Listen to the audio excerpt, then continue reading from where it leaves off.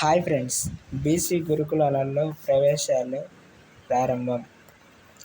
Mahatma Jyotiba Phule Andhra Pradesh BC సంక్షేమ గురుకులాలు ఎంజేపీఏపీబీసీడబ్ల్యూఆర్లో ప్రవేశాలు మొదలయ్యాయి. దీనికి సంబంధించిన వివరాలను ఆ సంస్థ కార్యదర్శి కృష్ణమోహన్ గురువారం ఓ ప్రకటనలో తెలిపారు.